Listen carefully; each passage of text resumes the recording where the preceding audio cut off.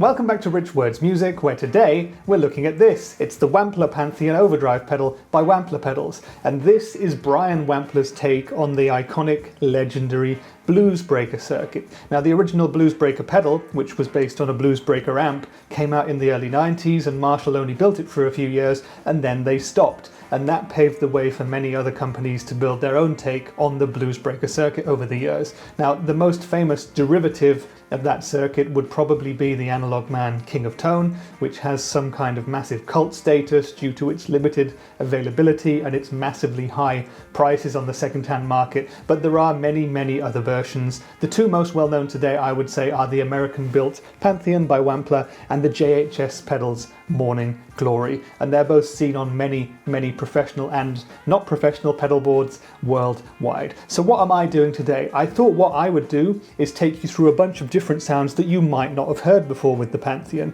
Now, you get a lot of clean boosty stuff and a lot of classic rocky sort of things, but what I'm going to do is use three of my favorite guitars, my Fender Telecaster, my Fender Stratocaster, and my Epiphone Les Paul, to play a bunch of riffs in the different styles that are normal on my channel. So we'll do some indie, we'll do some classic rock, we'll even do a country riff, and then we'll get into heavier stuff, and we're going to see how this pedal can handle it. There's three different gain settings on the Pantheon, and there's different clipping diodes as well for the flavour and the voice of the overdrive. So I'll use whatever's best for each of the guitars, for each of the riffs. For every riff, we're going to go into the clean channel of my Hughes & Kettner Black Spirit 200 head, and we'll see how the three guitars handle it.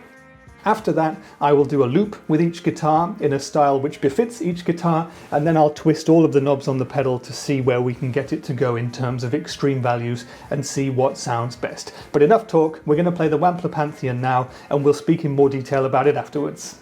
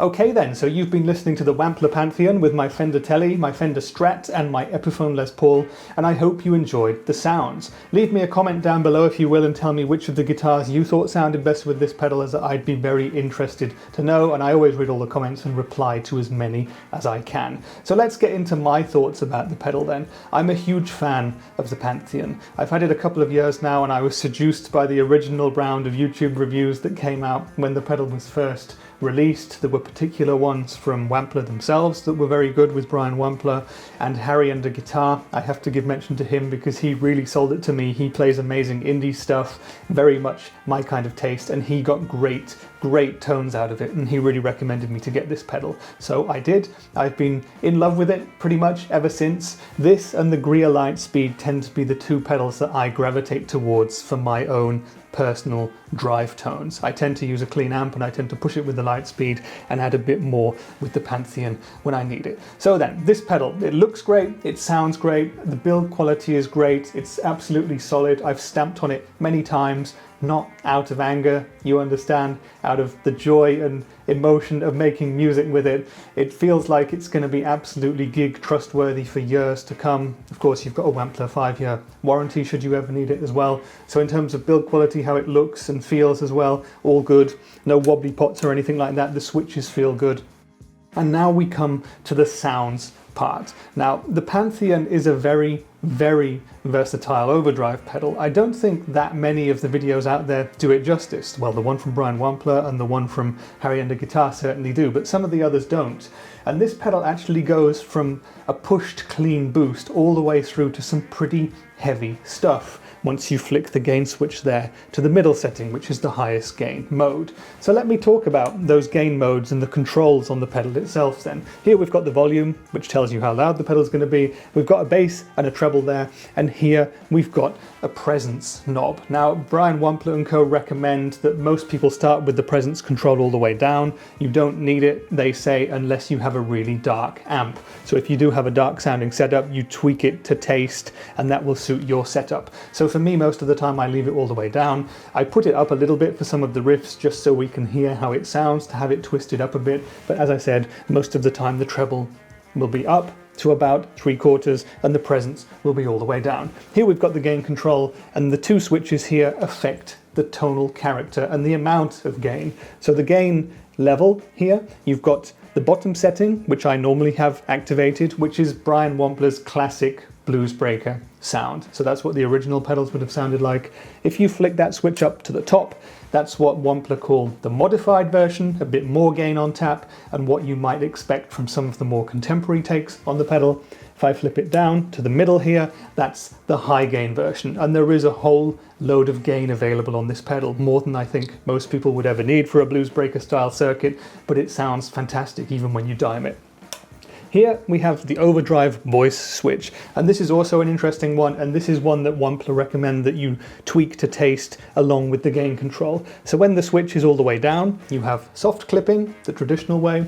You flip it up for hard clipping, which is a more aggressive distortion vibe as opposed to a softer overdrive, and you flick it to the middle setting to have soft and hard clipping simultaneously. So you've got the choices there, you've got many different options as to how much gain you want and what flavor of gain you would like, if you will. And you'll have heard all different amounts of gain in the loops that I've done. So like I said before I talked about the different functions, there are many different sounds you can achieve with this pedal. Now, the guitar that I've traditionally used most with the Pantheon is my Fender Telecaster. That's often been my number one. It's the guitar I'll always pick up if I just want to strum along to something at home.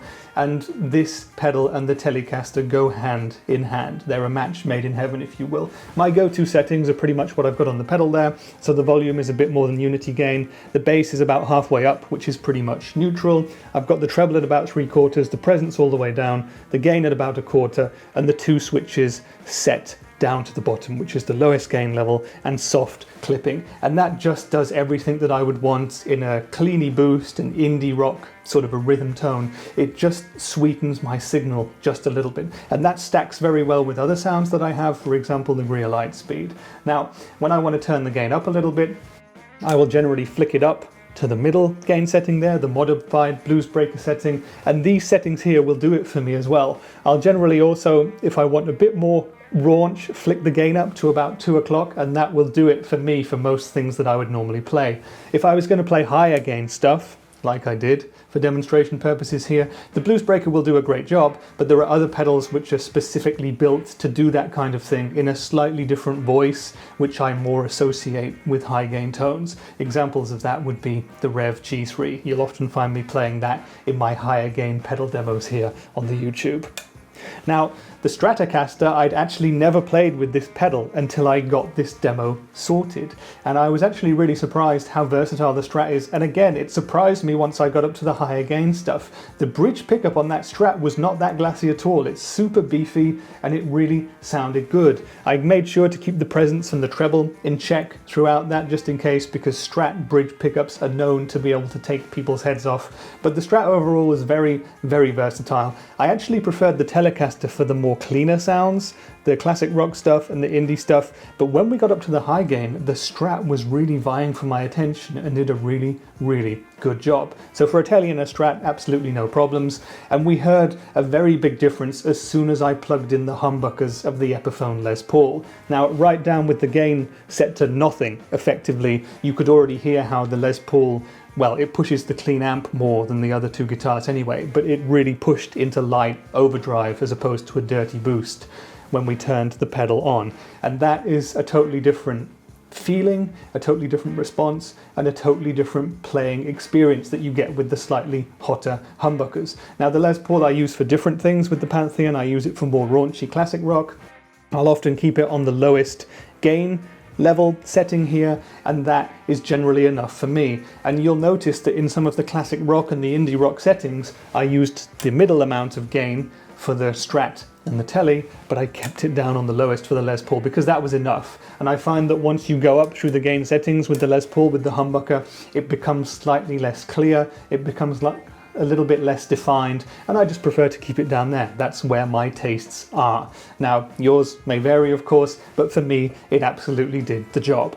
The other really cool thing I find about this pedal is that for a Bluesbreaker pedal, you're lucky in that you've got all the controls on the front of the box. Now, the King of Tone, for example, has these different clipping diode options, these different overdrive voice options, but they're inside the pedal. So you have to go inside, you have to take the screws off on the back, you have to go inside and click them around. Once you've found what you want, you put the back on, and then you leave it at that. But with the Wampler, you've got the choice right here on the front, no messing around going inside the pedal. I find that to be a very, very good feature, and that adds to the tweakability of this pedal. You can pretty much find a voice to suit any kind of drive setting. That leads me to the couple of negative downsides of the pedal which I'd like to mention, and they are small downsides but worth mentioning nonetheless. The pedal is highly tweakable, it's amazingly versatile, but you have quite a lot of controls for a single button overdrive here, and I did find that I'm quite often tweaking it to try and make myself sound better instead of just playing sometimes.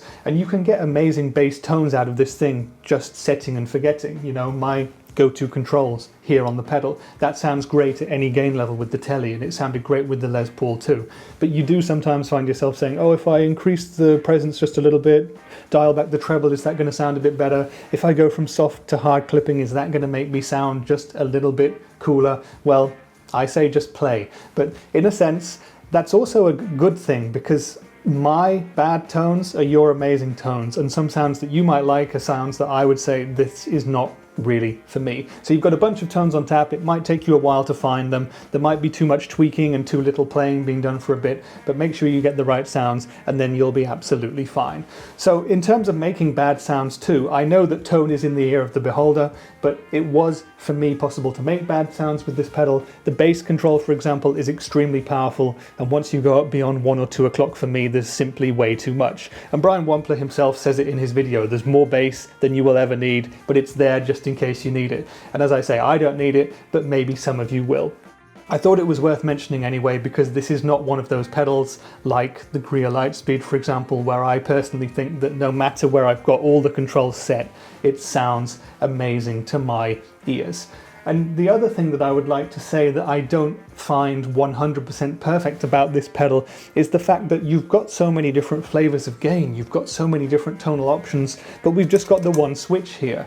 That's fantastic, you've got one amazing sound, but if you're playing a gig, if you're playing a handful of different songs or even more, and you want to have 2 or 3 different tones from this pedal, imagine how amazing it would be if it was a double foot switch model, or even if there was a secondary boost that you could activate, or even if, like with the JHS Morning Glory, there was an extra jack in here where you had a switch to alter the gain structure, the clipping diodes, or something like that. Now, I know Wampler did exactly what they wanted to do with this pedal, and I think that could be something that would improve it. That would obviously change the price of the pedal, it might change the layout of it, it might make it bigger, and like I said, it would certainly make it more expensive. Now, the pedal's already at a decent price point. I mean, €200, $200 or whatever it is for an overdrive pedal is quite a lot of anybody's money, of course, especially in these times. But if you know the sounds that you want, if you have the means, it's absolutely worth it. So those are my thoughts on the Wampler Pantheon Overdrive then. I really, really like this pedal, along with the Greer Lightspeed. It's one of the very first to go onto my board whenever I need it.